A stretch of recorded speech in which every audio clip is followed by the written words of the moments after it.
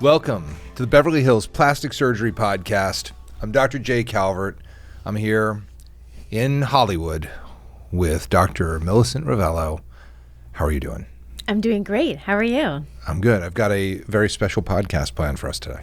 I know. You've been really excited about it, like, all week. It's one of the things that... I hear about all the time. I know. And, so I have pet peeves in plastic surgery. A few. Yes. Many. Lots. Too many to count. And one of my pet peeves is the loss of the female, and I guess male too, but it's really hard to do on a male because they have sideburns, but loss of the female sideburn in a facelift operation. Okay. I can't stand it. I know. I've heard this rant many times to the point that we decided we would just give you a whole podcast so you can use this whole platform now to talk about a technique I think you have now coined. I think it is. I think that the hair tuft of the female sideburn should be preserved. Ooh. And so I want to now coin the term the preservation facelift. I love it. I love it. For non-plastic surgery nerds, it's a little riff on a preservation rhinoplasty, which is a whole nother thing we will not get Dr. J. Calvert talking about. Why not? Why should we not talk about that? Because we only have time for one topic of Just ranting. one rant. Just one rant Okay. topic at a time. All right. All right. But this is actually something that is, I think it does deserve its own podcast to talk about this little anatomy and why it is so important in facelifts.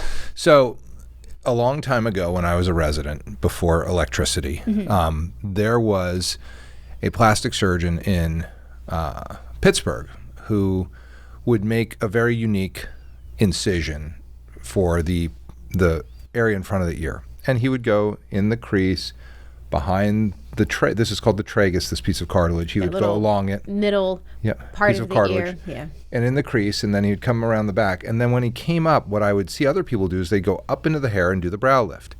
And what would happen when they do the facelift on women is the hair tuft in front of the ear would be elevated and raised, and clean skin with no hair on it would replace it. And so this is really the case of the disappearing hair tuft.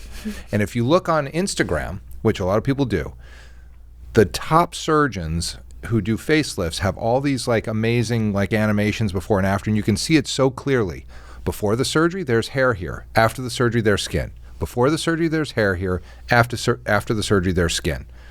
And that is a massive pet peeve for me because I think that the sideburn and that hair tuft should be preserved.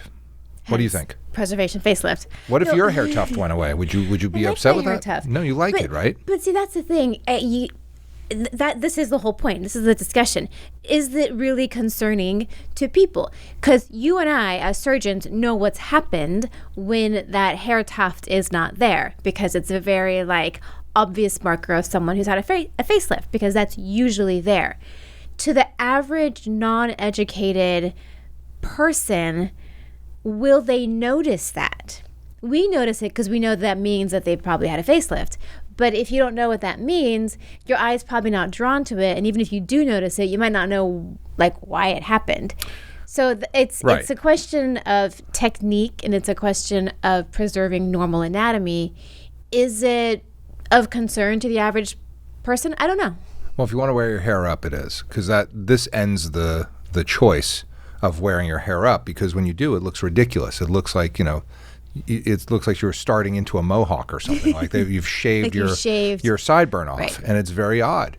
And so the incision that I do, which is, part of, and this also goes beyond that, because I also want to talk about the endoscopic upper facial rejuvenation procedures, because I think the reason I can do the incision I do is because the upper face is done through a small incision with an endoscope, with a subperiosteal technique and a technique that lifts all the stuff that you would normally lift by putting these cuts all up onto the face, which the other surgeons too. I mean, there are guys charging $150,000, $200,000 who are putting cuts all on the face, and that ends your hair up concept also, because now you have scars that go all along your hairline.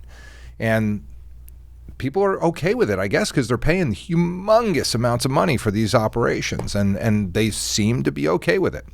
For me, I want to preserve the hairline, and I not only want to preserve it, in the hair tuft in front of the ear, but I want to preserve it up onto the forehead.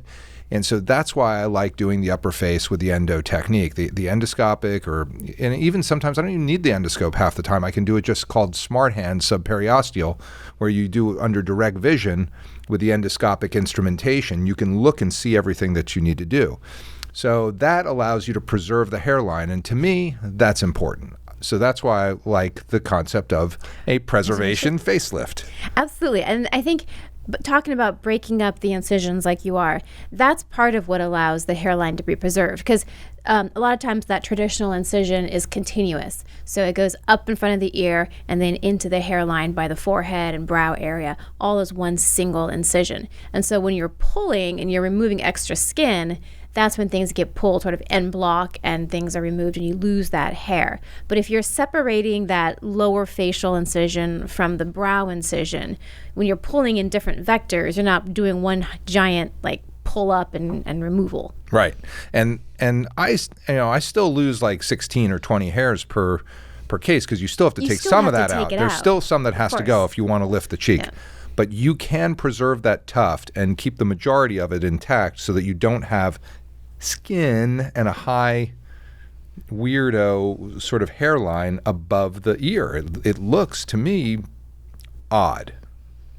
Well, there you go. There's your technique. You've named it. You've coined it. Trademark it. The preservation facelift. Hey, let's get a little preservation. I don't know. I don't know if people will dig it because I think it makes it harder. That's the problem. And the reason that people, because right now the listener is going like, why would you cut the tuft of hair out there? Because it makes the lift easier. That's why. Why would you cut all along the forehead? It's easier. It takes less time. Yeah, the dissection is much easier. It's much easier, and and I still, like we've talked about this, where like still after I do the brow lift, some people want it even higher and tighter, and so I have to go in and do some skin. But I can still do that from behind the hairline. I don't have to make a hairline incision. I can do it from behind the hairline, take a little skin out. Yes, you lose, a little caterpillar length of hair, but you can get the lift. If it's not enough with the endo, then you can do some skin. And I tend to do some skin with the endo too. So I think the key is just to preserve that hairline. So when you put your hair back, and like I said, I was sitting there, with that one patient that just was on the red carpet recently with her hair back all the way. It was in the tightest high pony you can imagine with all kinds of jewels and everything around it. And I'd done the facelift.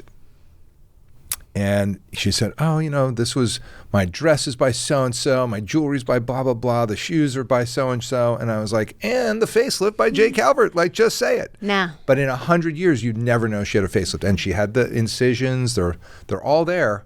But you can't see them, and it doesn't take like gobs of makeup to cover. It takes a little bit of powder, if anything. If anything, you can even see them. In the beginning, those incisions are a little red. They can be a little bit thicker, but usually by like 6 months or so, they're starting to fade pretty nicely. Certainly by a year, like you really have to go digging for them. So I do want to credit Mark Liang, who is the guy that taught me to preserve the hair tuft. He was like, "There's no reason to cut this hair away on women. It doesn't make sense, and it's not attractive."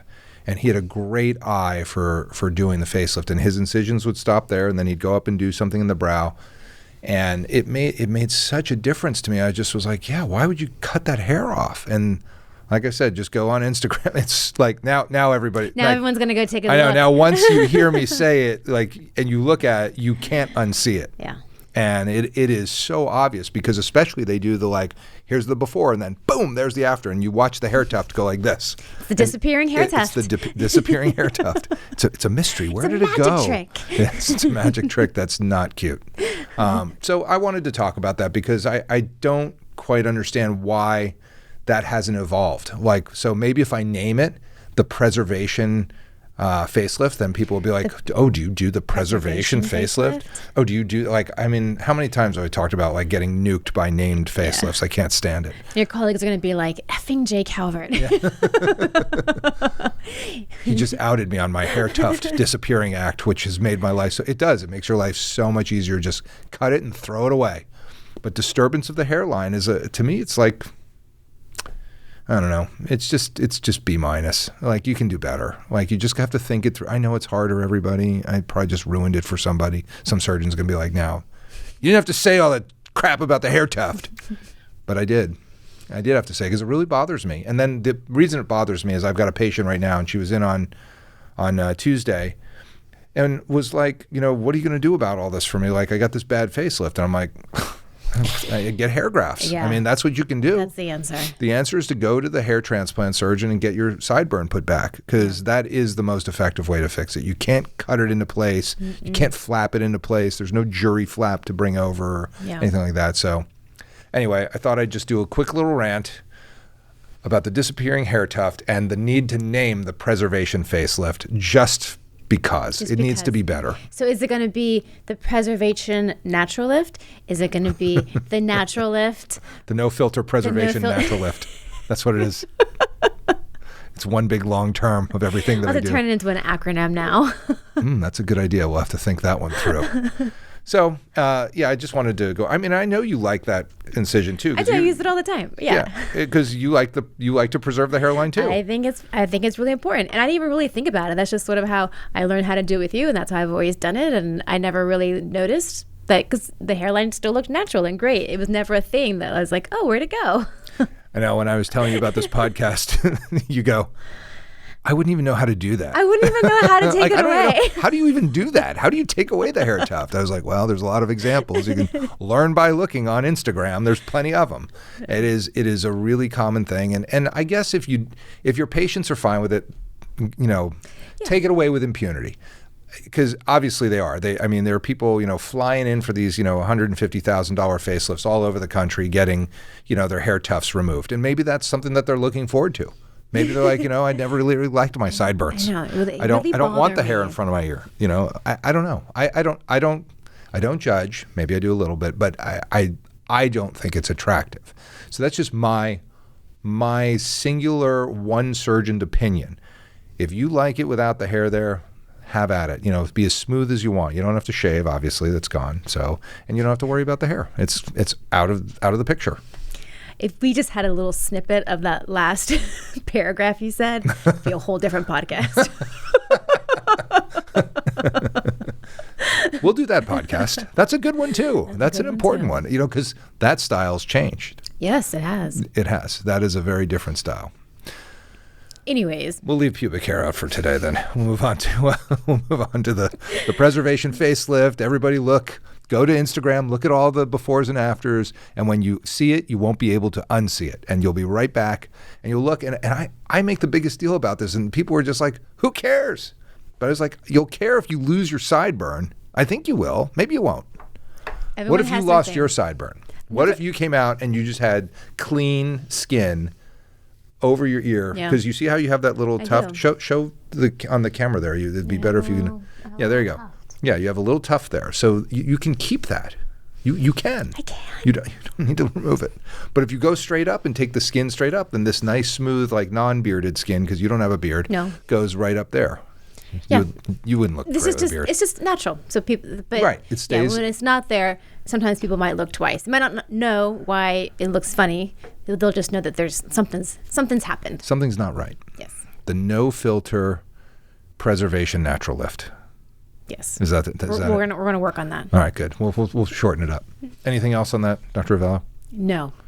And you're welcome. You had the space. Thank you. I do appreciate it. I do. Preservation rhinoplasty next time.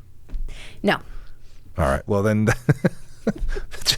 there's no opportunity with that kind of an answer. You know that. I know. Is there a yes and in there or anything? No. Just a straight out no. Okay. Well, in that case, this is the Beverly Hills Plastic Surgery Podcast coming to you from the 90210.